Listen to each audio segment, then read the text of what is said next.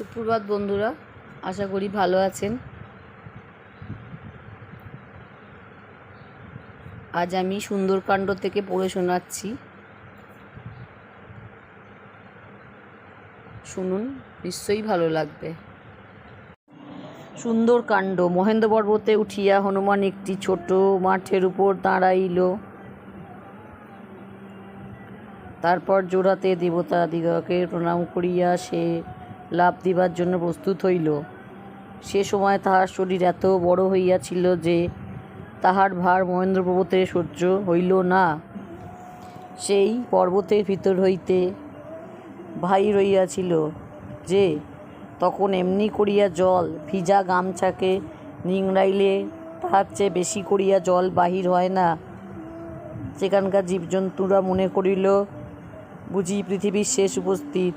মুনিরা পর্বত ছাড়িয়া দূরে গিয়া তামাশা দেখিতে লাগিলেন। তারপর হনুমান দুই হাতে মাটিতে ভর দিয়া লেজ মোটা করিয়া শরীর কোঁচকাইয়া পা গুটাইয়া এমনই ভয়ানক লাভ দিল যে তাহার কথা মনে করিল যার পর নাই আশ্চর্য বোধ হয়। সেই লাভের চোটে পর্বতের গাছপালা অবধি তাহার পিছু পিছু ছুটিয়া চলিল। সমুদ্রের জল গিয়া আকাশে উঠিল। তখন হনুমানকে দেখিয়া মনে হইতেছিল যে যেন একটা পর্বত আকাশের ভিতর দিয়া ছুটিয়া চলিতেছে। সেজন্য দেবতারা তাহার কতই প্রশংসা করিলেন। এদিকে সমুদ্র মৈনাক পর্বতকে ডাকিয়া বলিল, মৈনাক, তুমি শীঘ্র জলের ভিতর হইতে মাথা জাগাইয়া দাও। হনুমানের বোধহয় পরিশ্রম হইয়াছে, সে তোমার চূড়ায় বসিয়া বিশ্রাম করিবে। মৈনাক পর্বত সমুদ্রের জলের নিচে থাকে। সমুদ্রের কথায় সে তখনই জল হইতে উঠিয়া হনুমানের সম্মুখে মাথা তুলিয়া দাঁড়াইল। কিন্তু হনুমানের বিশ্রামের কিছুমাত্র দরকার নেই, তাহার উপরে আবার তাহার বড় তাড়াতাড়ি। কাজেই সে মৈনাককে বুকের ধাক্কায় সরাইয়া দিল। তখন মৈনাক বলিল, হনুমান, তুমি একটু আমার চূড়ায় দাঁড়াইয়া বিশ্রাম করো।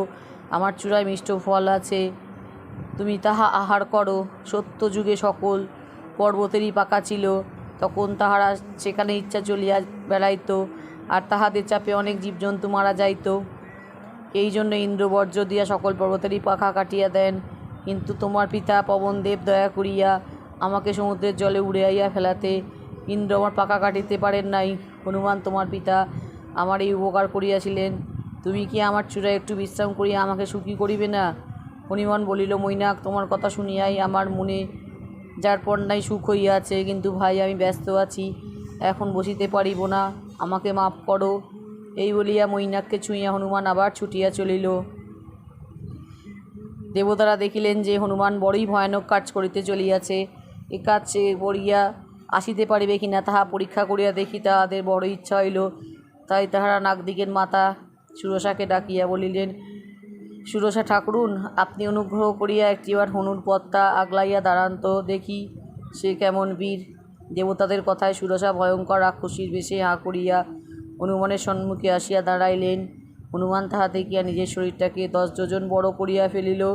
সে মনে করিয়াছিল যে এত বড় হইলে আর রাক্ষসী তাহাকে গিলিতে পারিবে না। কিন্তু রাক্ষসী তখনই তাহার 10 যোজনের জায়গায় 20 যোজন হাঁ করিয়া বসিল। কি বিপদ! হনুমান যতই বড় হয়, রাক্ষসী অমনি তাহার চেয়েও বড় হাঁ করে। 10 যোজন, 20 যোজন, 30 যোজন, 40 যোজন, 50 যোজন, 60 যোজন, 70 যোজন, 80 যোজন। হনুমান যতই বড় হইতেছে, রাক্ষসী তাহার চেয়েও বড় হাঁ করিতেছে। হনুমান যখন 90 যোজন হইল রাক্ষসীর হাঁ, তখন 100 যোজন। কাজেই শেষে হনুমান মনে মনে বলিল, আর বড় হইয়া কি হইবে, অন্য উপায় দেখা যাউক। তখন সে হঠাৎ বুড়া আঙুলটির মতো ছোট হইয়া রাক্ষসীর পেটের ভিতর ঢুকিয়া আবার তখনই বাহির হইয়া আসিল। হনুমান খুবই তাড়াতাড়ি ছোট হইল। রাক্ষসীর মস্ত হাঁটাকে কুটাইয়া লইতে বোধ হয় তার চেয়ে অনেক বিলম্ব হইয়াছিল। কাজেই হনুমানকে গিলা আর তাহার হয় নাই। তারপর হয়তো আবার বুড়া আঙুলের মতন ছোট্ট হনুমানটি কোন খান দিয়া ফসকিয়া গিয়াছে, রাক্ষসী তাহা টের পায় নাই। যেমন করিয়াই হোক, নাগের মা ঠাকুরুনকে হনুমান বড়ই ফাঁকিটা দিয়াছিল। সুরসাকে ফাঁকি দিয়া বেশি দূর যাইতে না যাইতেই হনুমান আর একটা রাক্ষসীর হাতে পড়িল। এটার নাম সিংহিকা। হনুমান শূন্যে ছুটিয়া চলিয়াছে, ইহার মধ্যে সিংহিকা তাড়াতাড়ি আসিয়া তাহার দ্বারা ছায়া ধরিয়া বসিল। হনুমান হঠাৎ দেখিল যে সে আর চলিতে পারিতেছে না, আর সমুদ্রের ভিতর হইতে একটা অনেক ভয়ানক রাক্ষসীও উঠিয়া আসিতেছে। সে জানিত যে এরকম ভয়ঙ্কর রাক্ষস আছে, তাহারা জন্তুর ছায়া ধরিয়া তাহাকে আটকাইয়া ফেলিতে পারে। সুতরাং সে বুঝিতে পারিল যে এটা সেই রকম রাক্ষসী। তখন হনুমান তাহার শরীর বড় করিতে লাগিল। রাক্ষসীও অমনি ঘোরতর সিংহে গর্জনের সহিত একেবারে আকাশ পাতাল জোড়া ভয়ঙ্কর এক হাঁ করিয়া হনুকে গিলে আর কি। তাহা দেখিয়া হনুমান খুব ছোট হইয়া রাক্ষসীর পেটের ভিতর ঢুকিল। সুতরাং রাক্ষসী যে হনুকে খাইতে চাহিয়াছিল সে কাজ তাহার হইয়াছিল বলিতে হইবে। তবে দুঃখের বিষয়, হজমটা তেমন ভালো করিয়া হয় নাই, কারণ হনু তাহার পেটের ভিতর গিয়াই তার নাড়ি বুড়ি সব ছিঁড়িয়া প্রাণ বাহির করিয়া দিল। কাজেই হনুকে হজম করিবার অবসর আর বেচারি রহিল না। এতক্ষণে হনুমান লঙ্কার খুব কাছে আসিয়াছে। দূর হইতে সমুদ্রের তীরে সুন্দর সুন্দর গাছপালা দেখা যায়। তখন হনুমান ভাবিল, এই প্রকাণ্ড শরীর লইয়া লঙ্কায় গেলে রাক্ষসেরা কি মনে করিবে। সুতরাং নামিবার পূর্বে সে তাহার শরীরটাকে খুব ছোট করিয়া লইল। সমুদ্র পার হইয়া হনুমান সেখানে নামিল। সেটা পর্বত। এই পর্বতের নাম লম্ব পর্বত। ইহাকে ত্রিকুট পর্বতও বলে। এখান হইতে লঙ্কাপুরী বেশ দেখিতে পাওয়া যায়। নিজে বিশ্বকর্মা লঙ্কা তৈয়ারি করিয়াছিলেন। উহা স্বর্গের মতো সুন্দর, আবার তেমনি মজবুত। লম্ব পর্বতের উপরেই শহর, তার চারিদিকে সোনার দেয়াল, বড় বড় সিংহ দরজাও আছে, তাহাও সোনার। শহরের চারিদিকে রাক্ষসেরা অস্ত্রশস্ত্র লইয়া পাহারা দিতেছে। দূর হইতে কিছুকাল লঙ্কার শোভা দেখিয়া তারপর হনুমান ধীরে ধীরে তাহার উত্তর দরজার নিকট গিয়া উপস্থিত হইল। কিন্তু তখনও বেলা ছিল বলিয়া পুরীর ভিতর ঢুকিল না।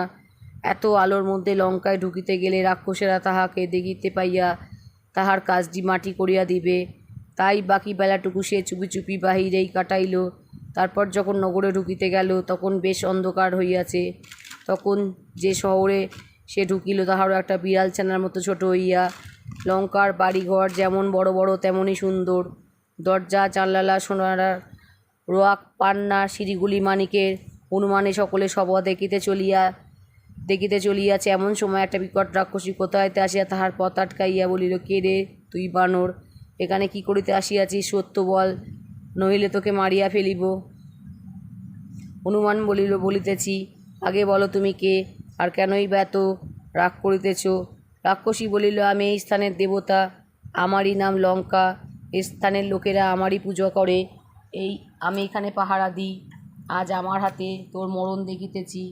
হনুমান তাহাতে কিছুমাত্র ভয় না পাইয়া বলিল, এই সুন্দর নগরটি একবার দেখিতে আমার বড় ইচ্ছা হইয়াছে। রাক্ষসী বলিল, আমাকে হারাইতে না পারিলে তুই নগর দেখিতে পাইবি না। হনুমান আবার মিনতি করিয়া বলিল, ঠাকুরুন, আমি দেখিয়াই চলিয়া যাইব। এই কথায় রাক্ষসী রাগিয়া হনুমানকে এক চড় মারিল। কাজেই তখন হনুমানের রাগ হইবে না কেন? তবে রাক্ষসী স্ত্রীলোক বলিয়া তাহাকে বেশি মারিতে হনুমানের ইচ্ছা হইল না। সে কেবল বাঁ হাতে আস্তে তাহাকে একটা কিল মারিল। তাহাতেই বেচারি মাটিতে পড়িয়া মুখ ছিটকাইয়া একেবারে অজ্ঞান। জ্ঞান হইলে সে বলিল, রক্ষা করো বাবা, আর না। ব্রহ্মা আমাকে বলিয়াছিলেন যে যখন আমি বানরের কাছে হারিব তখন রাক্ষসদের বড় বিপদ হইবে। এখন সে বিপদের সময় উপস্থিত হইতেছে দেখিতেছি। রাক্ষসদিগের আর রক্ষা নাই। এখন তুমি পুরীর ভিতর গিয়া যাহা ইচ্ছা করো। তখন হনুমান প্রাচীর ডিঙাইয়া লঙ্কার ভিতর প্রবেশ করিল। সেখানে ঘরে ঘরে তিল তিল করিয়া খুঁজিল, কিন্তু কোথাও সীতার দেখা পাইল না। যে সকল ঘরের কোথাও লোকজন গোলমাল করিতেছে, কোথাও পড়াশোনা শব্দ হইতেছে, কোথাও গুপ্তচরেরা অস্ত্রশস্ত্র লইয়া বসিয়া আছে, কোথাও সকলে মিলিয়া আমোদ করিতেছে। তাহাদের বাজনার শব্দ এমনই মিষ্ট যে তাহাতে আপনা আপনি ঘুম আসিতে চায়। হনুমান এইরূপ কত স্থান দেখিল, কিন্তু কোথাও সীতাকে দেখিতে পাইল না। এক জায়গায় রাবণের পুষ্পক রথ রহিয়াছে। বিশ্বকর্মা তাহা ব্রহ্মার জন্য মণিমুক্তা দিয়া প্রস্তুত করিয়াছিলেন। ব্রহ্মা সেই রথ কুবেরকে দেন। কুবেরের নিকট হইতে রাবণ তাহা কাড়িয়া আনে। হনুমান সেই রথের উপর উঠিয়া দেখিল রাবণের বাড়িতে সকলে খাওয়া দাওয়া সারিয়া ঘুমাইয়াছে। সেখানে কত আশ্চর্য জিনিসই হনুমানের চোখে পড়িল। সোনার জানালা, মানিকের সিঁড়ি, হাতির দাঁতের মূর্তি, স্ফটিকের থাম, সকলই আশ্চর্য। ইহার মধ্যে আবার সকলের চেয়ে আশ্চর্য রাবণের শুইবার স্থানটি। স্ফটিকের বেদি, তাহার উপরে নীলকান্ত মণির খাট, তাহাতে সোনালি কাজ করা হাতির দাঁতের খুঁটি, কলের পুতুল সকল পাখা হইতে হাতে লইয়া সেই খাটের বাতাস করিতেছে। রানী মন্দোদরীকে দেখিয়া একবার হনুমান মনে ভাব করিল এই বুঝি সীতা, কিন্তু আবার ভাবিল সীতা এমন সুখে ঘুমাইতেছেন, তাহা কখনোই হইতে পারে না, ইনি নিশ্চয়ই অন্য কেউ হইবেন। এইরূপ ভাবিতে ভাবিতে সে রাবণের খাবার ঘরে গেল। কতজন খাইতে খাইতে সেখানেই ঘুমাইয়া পড়িয়াছে। সোনার থালা ঘটিতে মণির কাজ করা স্ফটিকের বাটিতে কত রকম খাবার জিনিস রইয়াছে, তাহা বলিয়া শেষ করা যায় না। মাংসের ব্যঞ্জনই বা কত রকমের, হরিণের মাংস, শুয়োরের মাংস, মহিষের মাংস, গন্ডারের মাংস, ভেড়া, ছাগল, মোরগ আর ময়ূরের মাংস, কিছুরই অভাব নাই। তাহা ছাড়া মাছ তো আছেই। হনুমান সকলই দেখিল। সেখানে অনেক মেয়ে রইয়াছেন, কেহ দেবতার কন্যা, কেউ নাগের কন্যা, দেখিতে সকলেই সুন্দর। আবার বিকট চেহারা এবং ভয়ঙ্কর দাঁতওয়ালা রাক্ষসের মেয়েও অনেক আছে, কিন্তু সীতা কোথাও নাই।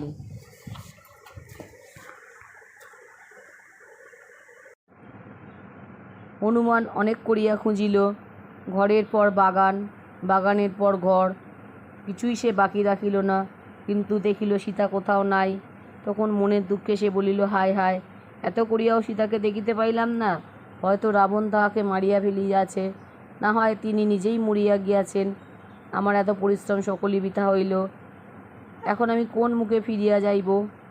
তার চেয়ে আমার মরিয়া যাওয়া ভালো। তারপর আবার সে মনে মন করিল, না মরিব কেন, এখনও তো সকল স্থান দেখা হয় নাই, আরও ভালো করিয়া খুঁজি। এই বলিয়া সে আবার প্রাণপণে খুঁজিতে খুঁজিতে একটি অশোক বন দেখিতে পাইল।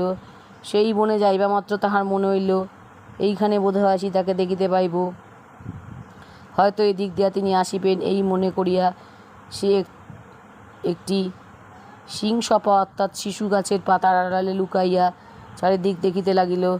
এমন সময় একটি মেয়ে সেই দিক দিয়া আসিলেন। না খাইয়া তাহার শরীর ভয়ানক রোগা আর ময়লা হইয়া গিয়াছে, কিন্তু তবুও তিনি দেখিতে আশ্চর্যরূপ সুন্দর। রাক্ষসীরা তাহাকে ঘিরিয়া আছে, আর তিনি ক্রমাগত নিঃশ্বাস আর চোখের জল ফেলিয়া কেবল যেন কাহার কথা ভাবিতেছেন। চুল বাঁধেন নাই, একটিমাত্র হলদে রঙের ময়লা কাপড় পরিয়া আছেন। হনুমান তাহাকে দেখিয়াই বুঝিতে পারিল যে ইনিই সীতা।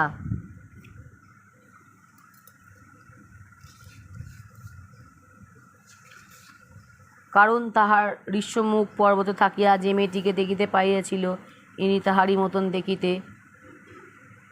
ততক্ষণে রাত্রি প্রভাত হইয়া গিয়াছে, সুতরাং তাহারা সীতার সহিত কথা বলিবার সুবিধা হইল না। তাই হনুমান আবার রাত্রির জন্য অপেক্ষা করিতে লাগিল। এদিকে সীতা বসিয়া কেবল কাঁদিতেছেন। ভয়ঙ্কর রাক্ষসীরা তাহাকে ঘিরিয়া রহিয়াছে। তাহাদের কোনোটা লম্বা, কোনোটা কুঁজো, কোনোটা কানা, কোনোটার কান হাতির মতো চ্যাটালো, কাহারও কান আবার ঘোড়ার কানের মতো সূচালো, কোনোটার গলা হাড়গিলা গলার মতো লম্বা, কোনোটার গায়ে এত লোম যে দেখিলে মনে হয় যেন কম্বল পরিয়াছে, কোনোটার মুখ শুয়োরের মুখের মতন, কোনোটার মুখ বাঘের মুখের মতন, কোনোটার মুখ শেয়ালের মুখের মতন, কোনোটার হাতির পায়ের মতন পা, এক একটার আবার হাতি সুরের মতন সুরও আছে, কোনোটা জিহ্বা লক লক করিয়া ঝুলিয়া রইয়াছে। চারিদিকে এই সকল রাক্ষসী অস্ত্রশস্ত্র লইয়া দাঁড়াইয়া আছে। তাহাদের মাঝখানে সীতা সেই সিংসপা গাছের তলায় বসিয়া কেবলই কাঁদিতেছেন। তারপর যখন অনেক রাত্রি হইল, তখন রাবণ সেখানে আসিল। সে আসিয়া সীতাকে খুশি করিবার জন্য কতই মিষ্ট কথা কইল, আবার কত লোভও দেখাইল, কিন্তু সীতা তাহার কোনো কিছু শুনিলেন না। তিনি তাহাকে বলিলেন, ওরে দুষ্ট, পাপ করাই বুঝি তোমার কাজ? তুমি যেমন লোক, রাম লক্ষ্মণ আসিয়া তোমাকে তেমন সাজা দিবেন। যদি তুমি ভালো চাহো, এখনই আমাকে ফিরাইয়া দিয়া রামকে সন্তুষ্ট করো, নতুবা তোমার আর রক্ষা নাই, তুমি তো মরিবেই। তোমার লঙ্কায় আর একটি লোকও বাঁচিয়া থাকিবে না। এই কথায় রাবণ ভয়ানক রাগিয়া বলিল, আমি আর 2 মাস দেখিব, তারপর যদি তুমি আমার সঙ্গে ভালো করিয়া কথা না বলো, তবে তোমাকে কাটিয়া রাঁধিয়া খাইব। সীতা বলিলেন, আমার এমন ক্ষমতা আছে যে আমি তোমাকে এখনই ভস্ম করিতে পারি, কেবল রাম আমাকে অনুমতি দেন নাই বলিয়া চুপ করিয়া আছি। তুমি কুকুরের ভাই, আর নিজে এমন বীর, তুমি কেন রামকে ফাঁকি দিয়া আমাকে লইয়া আসিলে? রাবণ দেখিল যে সীতা কিছুতেই তাহার কথায় সন্তুষ্ট হইতেছেন না। তখন সে রাক্ষসী দিগকে আরও বেশি করিয়া সীতাকে বুঝাইতে বলিয়া চলিয়া গেল। রাবণ গেলে পর রাক্ষসীরা আসিয়া সীতাকে বকিতে লাগিল, একজন বলিল, তোমার মতন এত বোকা তো দেখি নাই, এমন রাজা রাবণ, তাহাকে তুমি ভালোবাসিতে চাও না। আরেকজন বলিল, আমার কথা শোনো, তোমার জেদ ছাড়িয়া দাও, তাহলে তুমি সকলে রানী হইবে। বিকটা বলিল, তুই অভাগী রাবণকে কেন ভালোবাসিলি না?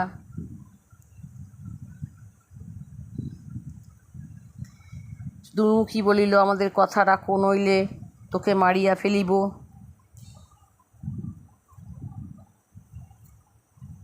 ইহাদের কোনো কথাতেই কান দিলেন না। তাহা দেখিয়া রাক্ষসীরা নিজ নিজ ঠোঁট চাটিতে চাটিতে কুড়াল লইয়া তাহাকে ভয় দেখাইতে লাগিল। নিম্নদরি বলিল, তোকে খাইব। চন্দ্রদরি বলিল, এটাকে মারিয়া ইয়ার যকৃত প্লীহা ও বুক সব চিবাইয়া খাইব। এইরূপ করিয়া রাক্ষসীরা সীতাকে মারিয়া খাইবার পরামর্শ করিতে লাগিল। তাহা শুনিয়া সীতা বলিলেন, তোমরা আমাকে মারিয়া খাইয়া ফেলো, আমার বাঁচিয়া কি কাজ? রাক্ষসীরা বলিল, আর 2 মাস থাকো, তারপর তোর মাংস ছিঁড়িয়া খাইব। এমন সময় ত্রিজটা নামে এক বুড়ি রাক্ষসী সেখানে আসিয়া বলিল, তোমরা সীতাকে কষ্ট দিও না, আজ আমি বড় ভয়ানক স্বপ্ন দেখিয়াছি। বোধহয় রাবণ মরিয়া যাইবে আর লঙ্কাও ছাড়কা রইবে। তোমরা সীতাকে বকিয়াছ, এখন ইহার পায়ে ধরিয়া ক্ষমা চাও, তাহলে হয়তো তিনি তোমাদিগকে ক্ষমা করিবেন। সীতা বলিলেন, ত্রিজটা, তোমার কথা সত্য হইলে আমি তোমাদিগকে ক্ষমা করিব। এই কথা বলিয়া তিনি আবার কাঁদিতে লাগিলেন। তারপর সেই সিংসপা গাছের নিকটে আসিয়া এক হাতে গাছের ডাল ধরিয়া আর এক হাতে মাথার বেণী লইয়া বলিলেন, এই বেণী গলায় বাঁধিয়া মরিব। হনুমান সিংসপা গাছে বসিয়া সবই দেখিয়াছে। তার মনে ভাবিতেছে, কি করিয়া সীতাকে একটু শান্ত করিবে। চারিদিকে রাক্ষসীর দল। সীতার কাছে গেলে তাহারা নিশ্চয়ই দেখিতে পাইবে, কিন্তু যদি শীঘ্র তাহার সহিত কথা বলা না হয়, তবে হয়তো তিনি তাহার পূর্বেই মরিয়া যাইবেন। আবার কথা কইতে গেলে যদি রাবণ মনে করিয়া তিনি চিৎকার করিয়া ওঠেন, তবে সকল দিকেই মাটি হয়। কাজেই এমন করিয়া কথা কইতে হইবে যাহাতে তিনি ভয় না পান। এই ভাবিয়া সে সীতার আর একটু কাছে আসিয়া আস্তে আস্তে মিষ্ট কথায় বলিতে লাগিল, মহারাজ দশরথের পুত্র রামচন্দ্র বনে আসিয়াছিলেন। সঙ্গে ছিলেন লক্ষ্মণ ঠাকুর আর মা সীতা। দুষ্ট রাবণ রামকে ফাঁকি দিয়া সীতাকে লইয়া আসিল। রাম তাহাকে খুঁজিতে খুঁজিতে আসিয়া সুগ্রীবের সহিত বন্ধুতা করিলেন। তারপর সীতার সন্ধান করিবার জন্য সুগ্রীব আমাদিগকে পাঠাইলেন। কত দেশে কত বনে আমরা সীতা মাকে খুঁজিয়াছি। শেষে সম্পাতি পাখির কথায় সাগর পার হইয়া এখানে আসিয়া বুঝি মায়ের দেখা পাইলাম। এই বলিয়া হনুমান চুপ করিল। হনুমানের কথায় সীতা আশ্চর্য হইয়া চারিদিকে চাইয়া দেখিতে লাগিলেন। দেখিলেন একটা নিতান্ত ছোট বানর গাছের ডালে বসিয়া তাহাকে নমস্কার করিতেছে। তাহার গায়ের রং অশোক ফুলের মতো লাল, চোখ সোনালি, পরনে সাদা কাপড়। ইয়া দেখিয়া প্রথমে সীতার বড় ভয় হইল, কিন্তু শেষে অনেক ভাবিয়া তিনি বলিলেন, হে দেবতা বৃহস্পতি, হে ব্রহ্মা, হে ইন্দ্র, হে অগ্নি, দোহাই আপনাদের, এই বানর যাহা বলিতেছে তাহা সত্য হোক। তখন হনুমান গাছ হইতে নামিয়া সীতাকে প্রণাম করিয়া বলিল, আপনি কে মা? কেনই বা বনে থাকিয়া এত দুঃখ করিতেছেন? আপনি যদি রামের সীতা হন, তবে আমার কথার উত্তর দিন। এই কথা শুনিয়া সীতা বলিলেন, আমি রাজা দশরথের পুত্রবধূ। আমার পিতার নাম জনক, স্বামী রামচন্দ্র। বিমাতার কথায় রাম বনে আসিয়াছিলেন, আমি আর লক্ষ্মণ তাহার সঙ্গে আসিয়াছিলাম। সেখান হইতে দুষ্ট রাবণ আমাকে ধরিয়া লঙ্কায় আনিয়াছে। 2 মাস পরে আমাকে মারিয়া ফেলিবে।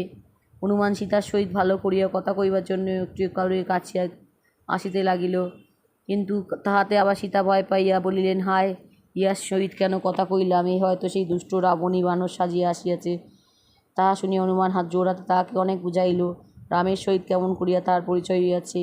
রাবণ সীতাকে লইয়া আসিবার পর রাম কি কেমন করিয়া দিন কাটাইতেছেন, তাহারাই বা কেমন করিয়া কিভাবে সীতাকে খুঁজিয়াছে, এ সকল কথার কিছুই সে তাহাকে বলিতে বাকি রাখিল না। সকলের শেষে রামের সেই আংটিটি তাহার হাতে দিল।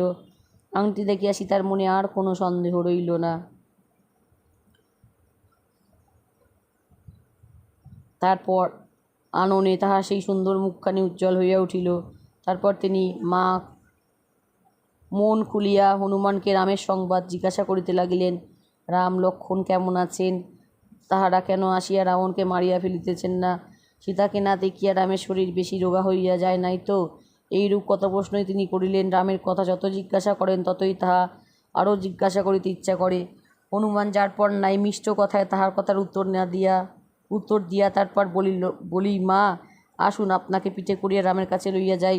তাহা শুনিয়া সীতা আশ্চর্য হইয়া জিজ্ঞাসা করিলেন, এতটুকু বানর হইয়া তুমি কি করিয়া আমাকে লইয়া যাইবে? হনুমান বলিল, ইচ্ছা করিলেই মা আমি ঢের বড় হইতে পারি।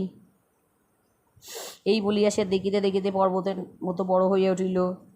মা, আপনার আশীর্বাদে রাবণ আর তাহার লোকজন ঘরবাড়ি শুদ্ধ এই লঙ্কাটাকে আমি মাথায় করিয়া লইয়া যাইতে পারি।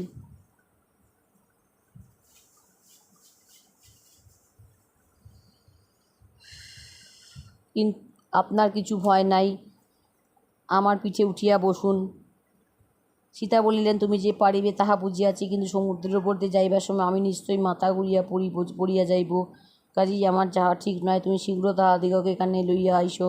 হনুমান বলিল, মা আপনি ঠিক বলিয়াছেন। আচ্ছা, তবে আমাকে এমন একটা কিছু জিনিস দিন, যাহা দেখিয়া রামের বিশ্বাস হইবে যে আমি যথার্থই আপনাকে দেখিয়া গিয়াছি। এ কথায় সীতা তাহার মাতার মণিগুলি হনুমানের হাতে দিলেন। হনুমান সেই মণি লইয়া সীতাকে প্রণাম করিয়া তাহার নিকট বিদায় লইল। যাইবার সময় তাহাকে অনেক সাহস দিয়া বলিল, মা আপনার কোনো চিন্তা নাই, শীঘ্রই আপনার কষ্ট দূর হইবে। সীতার নিকট বিদায় লইয়া হনুমান ভাবিতে লাগিল, সীতার সন্ধান তো পাইয়াছি, এখন রাক্ষসেরা কেমন যুদ্ধ জানে তার কিছু খবর লইয়া যাইতে পারিলে মন্দ হয় না। আমি যদি এই সুন্দর অশোক বনটিকে নষ্ট করিয়া ফেলি, তাহলে রাক্ষসেরা নিশ্চয়ই আমাকে সহিত যুদ্ধ করিতে আসিবে, তখন আমিও তাহাদের বিদ্যা বুদ্ধি বুঝিতে পারিব। এই বলিয়া ভীষণ উফাপ দুপদাপ চড়চড় মর্মর শব্দে অশোক বন ভাঙিতে আরম্ভ করিল। দেখিতে দেখিতে সে সেই বনের এমন দুর্দশা করিল যে আগুন দিয়া পোড়াইলেও তাহার চেয়ে বেশি হয় না। এইরূপে সমস্ত বাগানটিকে ছারখার করিয়া সে একটি সিংহদরজার উপরে বসিয়া দেখিতে লাগিল রাক্ষসেরা এখন কি করে। এদিকে রাক্ষসেরা বন ভাঙার শব্দে সেখানে আসিয়া দেখিল যে হনুমান তাহার কাজ শেষ করিয়া সিংহদরজায় চড়িয়া গর্জন করিতেছে। তখন তাহার ঊর্ধ্বশ্বাসে গিয়ে রাবণকে বলিল, মহারাজ, একটা ভয়ঙ্কর বানর আসিয়া অশোক বন লণ্ডভণ্ড করিয়াছে, বোধহয় সে রামের লোক। সে সীতার সহিত কথা কইয়াছে, আর তিনি যেখানে আছেন সে জায়গাটুকু ভাঙে নাই। একথা শুনিয়া রাবণ রাগে তাহার 20 চোখ লাল আর 20 পাটি দাঁত কড়মড় করিয়া তখনই হুকুম দিল, শীঘ্রটাকে বাঁধিয়া লইয়া আসো। হুকুম পাওয়া মাত্রই বড় বড় রাক্ষসেরা মুসল মুদগর হাতে মহা তেজের সহিত হনুমানকে বাঁধিয়া আনিতে চলিল। তাহাদিগকে দেখিয়া হনুমান সেই সিংহদরজার বিশাল হুড়কাঠ হাতে লইয়া বলিল, জয় রামচন্দ্রের জয়। তারপর আর কয়েক মুহূর্তের বেশি বিলম্ব হইল না। ইয়ারই মধ্যে সে রাক্ষসগুলির মাথা গুঁড়া করিয়া আবার সেই সিংহদরজায় উঠিয়া ভালো মানুষের মতন বসিয়াছে, যেন সে কিছুই জানে না। খানিক পরে তাহার মনে হইল যে ওই পাহাড়ের মতন বড় বাড়িটা দেখা যাইতেছে, সেটাকে ভাঙিতে পারিলে তো বেশ হয়। যেমন কথা তেমনি কাজ। অমনি সেই বাড়িটাকে চুরমার করিয়া হনু আবার সিংহদরজায় উঠিয়া বসিয়াছে। ততক্ষণে অসংখ্য পাহাড়ওয়ালা অস্ত্রশস্ত্র লইয়া সেখানে আসিয়া উপস্থিত হইল। হনুমান আর কিছু না পাইয়া সেই ভাঙা বাড়িটা একটা সোনার থাম লইয়াই সে সকল পাহাড়ওয়ালাকে পিষিয়া দিল। এদিকে রাবণ জাম্বুমালিকে যুদ্ধে পাঠিয়াছিলেন, কিন্তু তাহার বুক পরিঘের ঘায়ে ভাঙিতে হনুমানের অধিক সময় লাগিল না। তারপর মন্ত্রীর ছেলে যুদ্ধ করিতে আসিয়াছিল, তাহাদিগকে হনুমান কয়েকটি কিল চড়ে শেষ করিয়া আবার সেই সিংহদরজায় উঠিয়া বসিয়া রহিল। এইরূপে হনুমান লঙ্কার যে কি ভয়ানক কাণ্ড বাধাইল তা কি বলিব। বড় বড় বীরেরা যুদ্ধ করিতে আসে, আর হনু তাহাদিগকে গুঁড়া করিয়া দেয়। ঘোড়া দিয়া ঘোড়া মারে, হাতি দিয়া হাতি মারে, রাক্ষস দিয়া রাক্ষস মারে। দুর্ধস, রোঘস, বিরূপাক্ষ, ভাস্কর্ণ আর জুপাক্ষ এদের একজন অসাধারণ যোদ্ধা। হনুমান দুর্ধসের রথের উপর উঠি খালি লাফাইয়া পড়িয়া রথ আর ঘোড়া শুদ্ধ তাহাকে থেতলা করিয়া দিল। তারপর শালগাছ দিয়া বিরূপাক্ষ ও জুপাক্ষকে শেষ করা, পর্বতের চূড়া দিয়া রোঘস ও ভাস্কর্ণকে পেশা, আর ওটাতে ঠোকাঠুকি করিয়া সঙ্গে রাক্ষসগুলির মাথা ফাটানো। আর এ সকল তো হনুর পক্ষে কেবল খেলা। সে কাজ সে চক্ষের পলকে সারিয়া আবার সেই সিংহদরজায় উঠিয়া বসিল। ইহার পর রাবণের পুত্র অক্ষ 8 ঘোড়ায় রথে চড়িয়া যুদ্ধ করিতে আসিল। সে খুবই যুদ্ধ করিতে পারিত, আর প্রথমে অনেক বাণ মারিয়া হনুমানকে একটু ব্যস্ত করিয়াই তুলিয়াছিল, কিন্তু তাহা অধিক সময়ের জন্য নয়। তারপরই হনুমান এক চড়ে তাহার রথের 8টা ঘোড়াকে আর 8 কিল মারিয়া রথখানিকে গুঁড়া করিয়া দিল। তখন অক্ষরথ হইতে না নামিয়া আর যায় কোথায়। আর হনুও তখন তাহার পা ধরিয়া তাহাকে মাটির ওপর এমনই এক আছাড় দিল যে তাহাকে বেচারা একেবারে চুরমার। তারপর হনুমান আবার সেই সিংদরজায় উঠিয়া বসিয়া রইল। অক্ষের মৃত্যুর কথা শুনিয়া রাবণ তার বড় ছেলে ইন্দ্রজিৎকে যুদ্ধে পাঠাইয়া দিলেন। ইন্দ্রজিতের মতন যোদ্ধা লঙ্কায় আর কেউ ছিল না, কিন্তু সে আসিয়াও প্রথমে হনুমানের কিছু করিতে পারে নাই। আর কি করিবাই করিবে, বান আসিবার আগেই হনুমান সরিয়া বসিয়া থাকে, কাজেই তাহার গায়ে লাগিতে পারে না। তাহা দেখিয়া ইন্দ্রজিৎ রাগের ভরে একেবারে ব্রহ্মাস্ত্র ছাড়িয়া দিল। ব্রহ্মা তাহাতে সেই অস্ত্র দিয়াছিলেন, সেই অস্ত্রকে কেউ আটকাইতে পারে না, কাজেই হনুমান তাহা আটকাইতে পারিল না। আবার হনুমানকে ব্রহ্মা বর দিয়াছিলেন যে কোনো অস্ত্রেই তাহার মৃত্যু হইবে না, সুতরাং ব্রহ্মাস্ত্র তাহাকে মারিতে না পারিয়া খালি বাঁধিয়া ফেলিল। ব্রহ্মাস্ত্রে বাঁধা পড়িয়া হনুমান ভাবিল, বেশ হইয়াছে, এখন এরা আমাকে রাবণের কাছে লইয়া যাইবে, আর আমিও তাহার সহিত দুটো কথাবার্তা বলিব। হনুমান বাধা পড়িয়াছে দেখিয়া রাক্ষসেরা আনন্দে নাচিতে লাগিল। তাহাদের উৎসাহ দেখে কে, তাহারা মোটা মোটা দর্শনের দড়ি আনিয়া তাহাকে তো শক্ত করিয়া বাঁধিলই। তাহা ছাড়া তাদের যতদূর সাধ্য গালে দিতে আর ভাঙ চাইতে ছাড়িল না। হনুমান কিছুই করেন না, খালি চেঁচাইতেছে। এদিকে কিন্তু ব্রহ্মাস্ত্রের বাঁধন খুলিয়া গিয়াছে, কারণ সে বাঁধন এমনই রকমের যে তাহার উপর আবার দড়ি দিয়া বাঁধিতে গেলে তাহা আপনি খুলিয়া যায়। যা হোক, বাঁধন যে খুলিয়া গিয়াছে কথা তো হনুমান রাক্ষসদিগকে জানিতে দিল না। ইন্দ্রজিৎ টের পাইলে বটে, কিন্তু অন্য রাক্ষসেরা তাহা কিছু বুঝিল না। তাহারা মনে মনে বলিল, বাহ, খুব মজবুত করিয়া বাঁধিয়াছি। তারপর বিস্তর টানাটানি আর হেইও করিয়া তাহারা হনুমানকে মারিতে মারিতে রাবণের সভায় লইয়া চলিল। সেখানে রাক্ষসেরা তাহাকে দেখিয়া কি আশ্চর্যই হইল।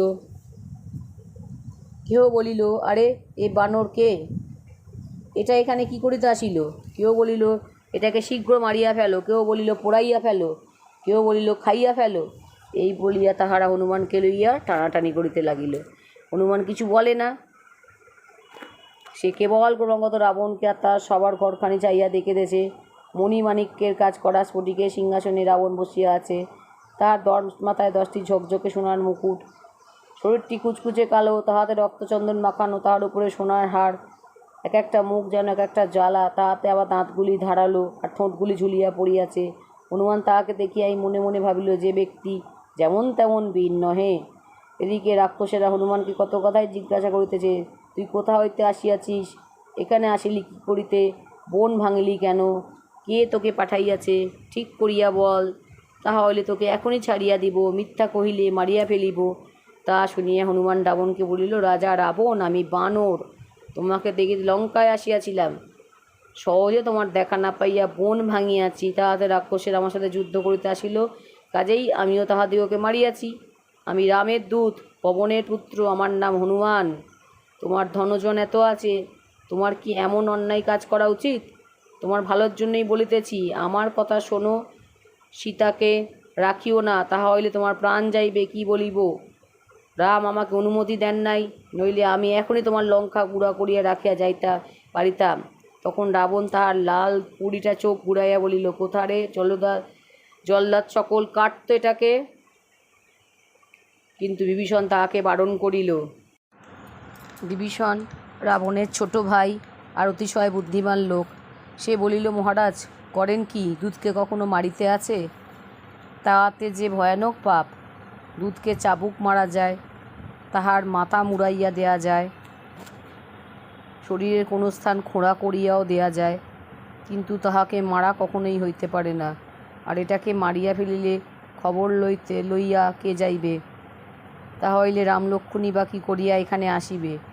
আর রাক্ষসেরাই বা কী করিয়া তাহাদিগকে মারিয়া নিজেদের বাহাদুরি দেখাইবে? বিভীষণের কথা শুনিয়া রাবণ বলিল, বিভীষণ ঠিক বলিয়াছে, ইহাকে মারিয়া কাজ নাই, এই দুষ্টের লেজ পোড়াইয়া দাও, তাহা হইলে দেশে গিয়া আর মুখ দেখাইতে পারিবে না। তখন রাক্ষসেরা বোঝা বোঝা ন্যাকড়া আনিয়া হনুমানের লেজে জড়াইতে লাগিল। যত জড়ায় হনুমানের লেজ ততই বড় হয় আর বেশি ন্যাকড়া লাগে। লঙ্কার ন্যাকড়া ফুরিয়াইয়া যাইবার গতিকার কি? ন্যাকড়া জড়ানো হইলে তাহাতে তেল ঢালিয়া আগুন ধরাইয়া দিল। সেই লেজের আগুন দিয়া হনুমান যে কি কাণ্ড করিবে তাহা আগে জানিলে তখনই তাহারা এমন করিয়া তাহাতে আগুন ধরাইত না। হনুমান প্রথমেই তো সেই জ্বলন্ত লেজটি ঘুরাইয়া রাক্ষসদিগকে মারিতে আরম্ভ করিল।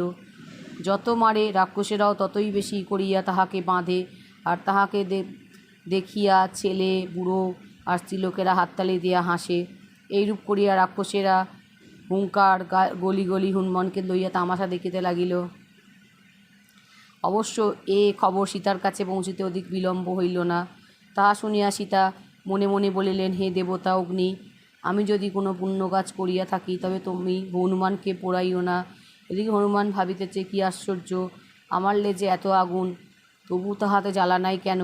আগুন যেন আমার কাছে হিমের মতন লাগিতেছে। বুঝিয়াছি আমার পিতা পবন আর আমার সীতা ইহাদের দয়াতেই এইরূপ হইয়াছে। তখন সে মুহূর্তের মধ্যে তাহার শরীরটাকে খুব ছোট করিয়া ফেলিল। তাহাতে বাঁধনের দড়িগুলি আপনা হইতেই খুলিয়া পড়ায়। রাক্ষসেরা তাহাকে ধরিয়া রাখিতে পারিল না। তারপর একটা প্রকাণ্ড দরজার হুড়কা লইয়া রাক্ষসগুলির মাথা ভাঙিতে আর কতক্ষণ লাগে। বাঁধন ঝাড়িয়া ফেলিয়া হনুমান ভাবিল, এখনও কি করি? সমুদ্র ডিঙাইয়া বন ভাঙিয়া রাক্ষস অনেক মারিয়াছি, এখন এই লেজের আগুন দিয়া এই সকল ঘর দুয়ার পোড়াইতে পারিলে কাজ শেষ হয়। যেই এই কথা মনে করা, অমনি এক লাপে একেবারে ঘরের চালে গিয়া উঠা, তারপর ঘর হইতে ঘরে, সেখান হইতে বাগানে, বাগান হইতে আবার ঘরের ছাদে। এইরূপ করিয়া হনুমান লঙ্কায় আগুন লাগাইয়া ফিরিতে লাগিল। আগে প্রহস্তের বাড়ি, তারপর মহাপার্শ্বের বাড়ি, তারপর বজ্রদ্রংষ্ট, ইন্দ্রজিৎ, জাম্বুমালী, মকরাক্ষ, নরান্তক, কুম্ভ, নিকুম্ভ, এইরূপ করিয়া একেবারে রাজার বাড়ি পর্যন্ত কিছুই বাকি রইল না। আগুন যতই জ্বলিয়া উঠিল, বাতাসও ততই ছুটিয়া চলিল, আর হনুমানও ততই মনের সুখে গর্জন করিতে লাগিল। সেদিন লঙ্কায় কি সর্বনাশী উপস্থিত হইয়াছিল! যেদিকে চাহিয়া দেখা যায় সেই দিকেই আগুন দাউ দাউ করিয়া জ্বলিতেছে। ধোঁয়ায় আকাশ অন্ধকার। রাক্ষসেরা যে পথ দেখাইয়া পলাইবে তাহার জো নাই। চারিদিকে সেবল বাতাসের শোঁ শোঁ, পোড়া কাঠ ফাটার পটপট, বাড়িঘর পড়ার মরমর, আর রাক্ষসদিগের হায় হায়। এরা পাগলের মতন ছুটাছুটি করিতেছে আর বলিতেছে, হায় হায়, সর্বনাশ হইল, বাবা গো, এটা কি আসিল! ছেলে বুড়ো স্ত্রী পুরুষ কত রাক্ষস যে পড়িয়া মরিল তাহার লেখাজোখা নাই। হনুমান তাহার লেজের আগুন সমুদ্রের জল দিয়া সহজেই নিবাইয়াছিল, কিন্তু লঙ্কার যে সর্বনাশে আগুন কেহই নিবাইতে পারিল না। সেই দিন আগুনের তামাশা দেখে হনুমানের মনে বড়ই আনন্দ হইয়াছিল, কিন্তু তাহার আনন্দ অধিকক্ষণ রইল না। ততক্ষণ সে লঙ্কা পোড়াইতে ব্যস্ত ছিল, তাই সীতার কথা তাহার মনে নাই। তাহার কথা মনে হইবা মাত্রই সে ভয়ে আর দুঃখে অস্থির হইয়া ভাবিতে লাগিল, হায় হায়, কি করিলাম! সীতাকে শুদ্ধ বুঝি পোড়াইয়া মারলাম। এখন আমি রামের কাছে গিয়া কি বলিব? যা হোক, তখনই আবার তাহার এ কথাও মনে হইল যে সীতা পুড়িয়া মরিবেন। ইয়া কি সম্ভব? যেন আকাশ হইতে কেউ বলিতেছে, কি আশ্চর্য, লঙ্কা পুড়িয়া ছাড়কার হইল, কিন্তু সীতার কিছুই হয় নাই। এই কথা শুনিয়া হনুমানের যে কি আনন্দ হইল তাহা কি বলিব। সে অমনি দুই লাপে গিয়া সীতার নিকট উপস্থিত। তারপর তাহাকে অনেক সাহস দিয়া আর তাহার পায়ের ধুলো লইয়া সে সেখান হইতে বিদায় লইল। লঙ্কার কাছেই অরিষ্ট পর্বত। হনুমান সীতার নিকট বিদায় লইয়া সেই পর্বতে গিয়া উঠিল। তাহার মনে হইল যে সেখান হইতে লাফ দিলে সমুদ্র পাহাড় হওয়া সুবিধা হইবে। এদিকে হনুমানের সাপের সঙ্গের বানরেরা সমুদ্রের ধারে অপেক্ষা করিতেছে। তাহারা কেবল ভাবিতেছে যে কখন হনুমান ফিরিয়া আসিবে। এমন সময় দূর হইতে তাহারা গর্জন এবং শোঁ শোঁ শব্দ শুনিতে পাইল। তাহা শুনিয়া জাম্ববান বলিল, নিশ্চয়ই হনুমান সীতার সন্ধান পাইয়াছে, নইলে এত চেঁচাইবে কেন? জাম্ববানের কথায় বানরেরা আনন্দে লাফালাফি করিতে লাগিল। তাহাদের কেউ গাছে চড়ে, কেউ লেজ নড়ে, কেহ কাপড় উড়ায়, আবার কেহ কেউ মাথা তুলিয়া খালি হনুমানের পথের দিকে চাহিয়া আছে। এমন সময় হনুমান ঝড়ের মতন ছুটিয়া আসিয়া ঢিপ করিয়া সেইখানে পড়িল। তাহাকে দেখিয়া বানরেরা আর কি তাহাদের আনন্দ সামলাইয়া রাখিতে পারে? তাহারা সকলেই অস্থির হইয়া উঠিল। কি করিয়া তাহাকে আদর আর সম্মান দেখাইবে তাহাই যেন তাহারা ঠিক বুঝিয়া উঠিতে পারিতেছে না। কেউ তাহার বসিবার জন্য গাছের ডাল বিছাইয়া দেয়, কেউ ফলমূল আনিয়া দেয়, কেউ কিচমিচ করে, অনেকে কেবল হাত জোর করিয়া দাঁড়াইয়া আছে। হনুমান আগে জাম্ববান, অঙ্গদ প্রভৃতি গুরুজনকে প্রণাম করিয়া তারপর সীতার এবং লঙ্কার খবর সকলকে শুনাইল। এতদিনে বানরদিগের মনে আবার সুখ জাগিয়া আসিয়াছে। তাহাদের কাজ হইয়াছে এখন সংবাদ লইয়া দেশে ফিরিবার সময় উপস্থিত। ফিরিবার পূর্বে একবার তাহার মনে করিয়াছিল সীতাকে সঙ্গে করিয়া লইয়া যাইবে, কিন্তু শেষে ভাবিয়া দেখিল যে রামের অনুমতি ভিন্ন, তাহা করা উচিত নহে। সুতরাং তাহারা তাড়াতাড়ি কিষ্কিন্ধায় ফিরিয়া চলিল। 3 দিন আগে তাহাদের মনে যেরম ভয় আর দুঃখ ছিল, এখন তেমনই উৎসাহ আর আনন্দ। তাহারা যখন কিষ্কিন্ধার কাছে সুগ্রীবের মধুবনে আসিয়া উপস্থিত হইল, তখন তাহাদের উৎসাহ আর থামাইয়া রাখিতে পারিল না। অঙ্গদ বলিল, তোমরা পেট ভরিয়া মধু খাও। তাহা শুনিয়া বানরেরাও আর তিলমাত্র বিলম্ব করিল না। পেট ভরিয়া মধু আর ফল তো তাহারা খাইলই, তার উপর আবার গাছপালা ভাঙিয়া বনের দুর্দশার এক শেষ করিল। তাহাদের না আছে মৌমাছির ভয়, না আছে পাহাড়ওয়ালার চিন্তা। সুগ্রীবের মামা দধিমুখ সেই বনের প্রহরী ছিল। সে তাহাদিগাকে কত বারণ করিল, কত ধমকাইল, দুই একজন মারিওল, কিন্তু বানরেরা কি তাহাতে থামে? তখন তারারা উল্টিয়া দধিমুখেরই নানা রকম দুর্দশা করিল। তাহাকে আঁচড়াইয়া, কামড়াইয়া, কিলাইয়া, লেজ ধরিয়া টানিয়া বেচারার আর কিছু রাখিল না। তখন দধিমুখ আর তাহার লোকেরা বানরদের সহিত যুদ্ধ করিতে আসিল, কিন্তু যুদ্ধ করিয়া তাহারা পারিবে কেন? লাভের মধ্যে অঙ্গদের হাতে মার খাইয়া দধিমুখের হাড় ভাঙিবার গতিক হইল। তখন বেচারা কাঁদিতে কাঁদিতে সুগ্রীবের নিকট গিয়া নালিশ করিল। সুগ্রীব তাহার কথা শুনিয়া বলিল, মামা, তোমার কথা শুনিয়া বড় সুখী হইলাম। নিশ্চয়ই উহারা সীতার সন্ধান পাইয়াছে, তাহা নইলে কি এমন পাগলামি করিতে পারে? মামা, তুমি দুঃখ করিও না, শীঘ্র গিয়া উহা দেয়াকে পাঠাইয়া দাও। দধিমুখ তাহা শুনিয়া ভাবিল, বা তাই তো, ওরা নিশ্চয়ই সীতার খবর আনিয়াছে। তখন কোথায় বা গেল তাহার বেদনা, কোথায় বা গেল তাহার কান্না, সে সকল দুঃখ বলিয়া অমনি হনুমান প্রভৃতিকে আনিতে ছুটিতে চলিয়াছে। তাহারা আসিলে রাম, লক্ষ্মণ আর সুগ্রীব সকল কথাই শুনিতে পাইলেন। হনুমান রামকে সীতার সংবাদ বলিয়া সেই মণি তাহার হাতে দিল। রাম মণি হাতে লইয়া বারংবার তাহা দেখিতে লাগিলেন। তারপর তাহা বুকে চাপিয়া ধরিলেন, আর তার চক্ষু দিয়া ঝরঝর করিয়া জল পড়িতে লাগিল।